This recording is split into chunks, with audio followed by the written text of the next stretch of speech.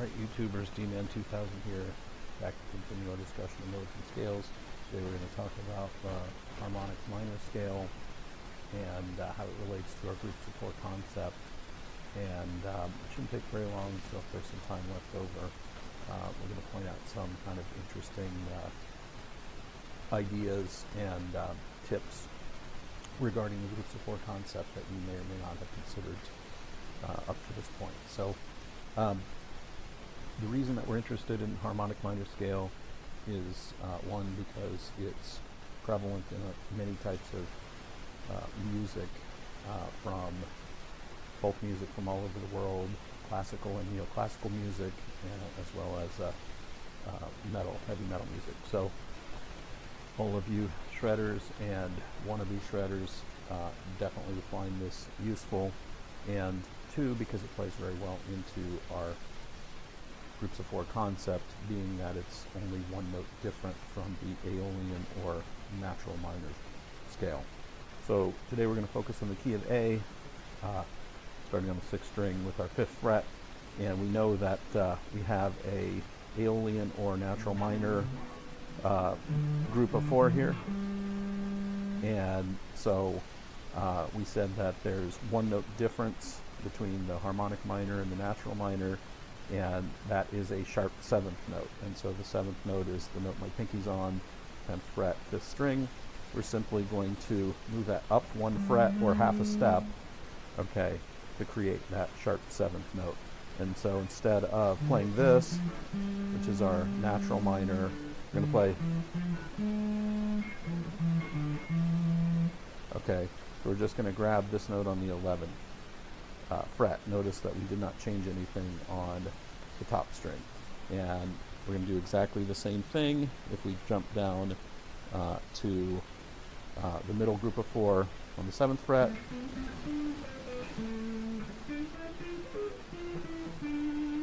and then down here at the 10th fret,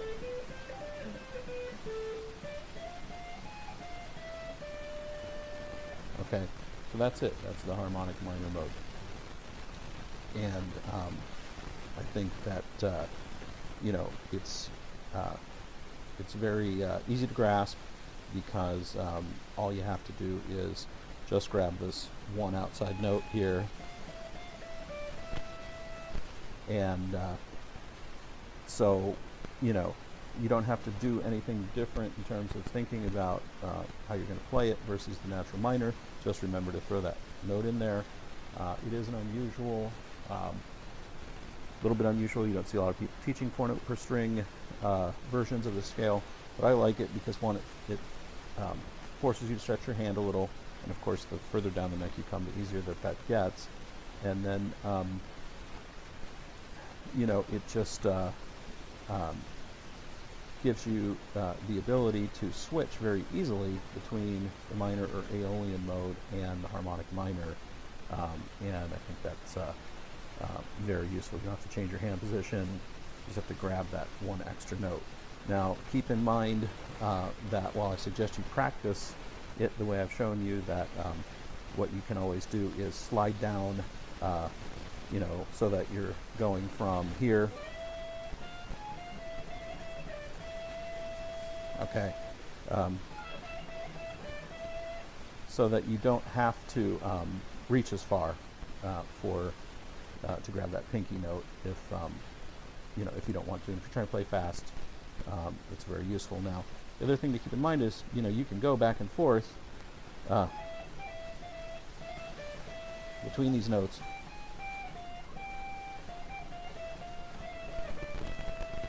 So, you can use them all.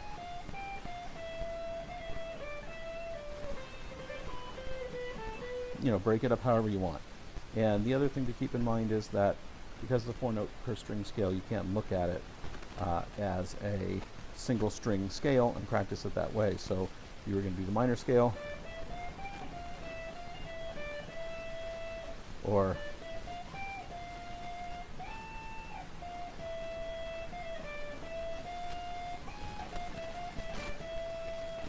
and I find that handy because sometimes it's useful to do that. And So that covers the harmonic minor. In a future lesson, we'll probably talk more about the gypsy minor, or Hungarian minor, some people call it, scale, which is also a derivative of the Aeolian or natural minor scale, and differs by one note, and is useful in much the same way as the harmonic minor in terms of adding some unique tone or flavor.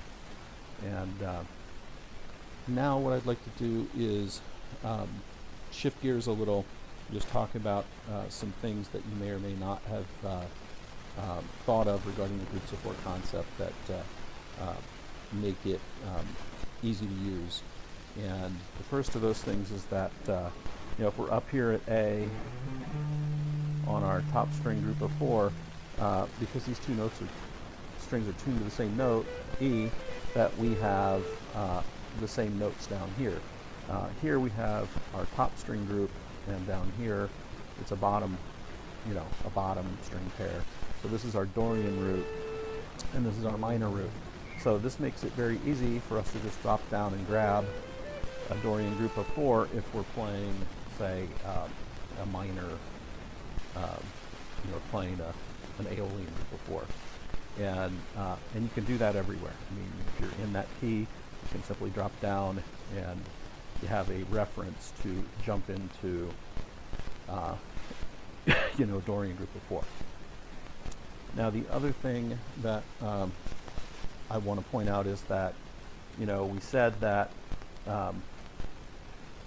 that we're using a mnemonic device for the top string pair, which is A-lid, so Aeolian, Locrian, Ionian, Dorian, and for the bottom string pair, it's deep line, which is Dorian, Phrygian, Lydian, Mixolydian.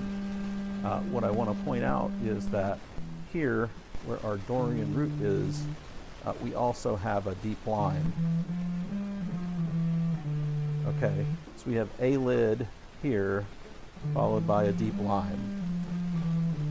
So, and there's no space, because down here these two notes are the same, they're octaves, and here we don't have to worry about that. We just go straight to our Dorian root, and then that gives us the rest of our notes in our scale.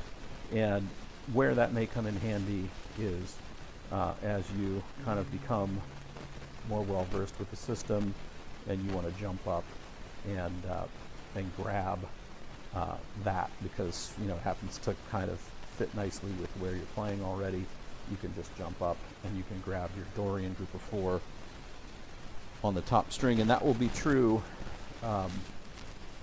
everywhere, regardless, as long as you're keeping track of your root note and your key. So from there, I just also want to point out that if we're here in A and we're playing, look at it, let's say we're looking at it as a Aeolian or natural minor scale, and of course that's going to depend on the key that we're playing in. But we're saying that we have a natural minor group of four here. Let's say that we don't shift down the neck to the middle two strings to continue our Aeolian scale, but we stay fixed at this 5th fret position in A and play our groups of four straight down the neck. Then what do we have? So we know that we have, a minor group here, and if we jump down to here, what we wind up with is an A Locrian group, okay? And then if we jump down here, we have a Dorian group, because this is our Dorian root here. So we have a minor or a Aeolian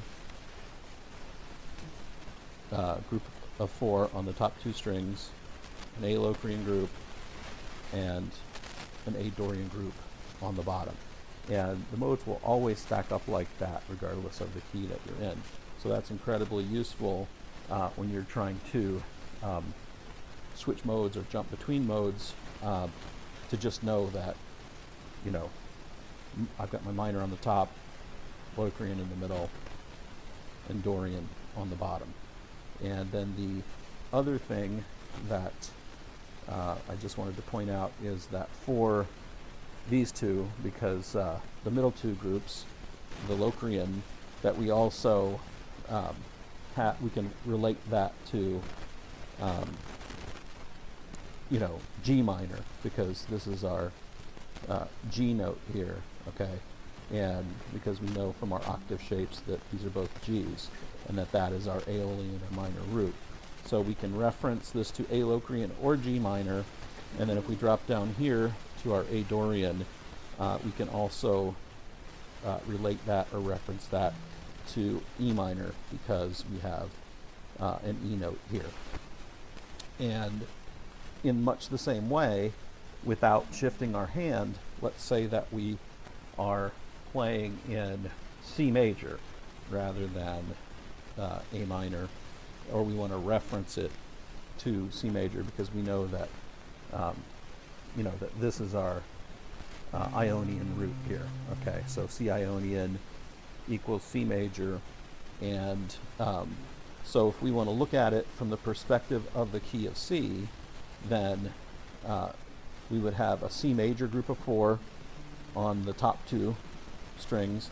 The middle 2, we would have C Dorian, and on the bottom 2, we would have a C Lydian group of 4. Okay, and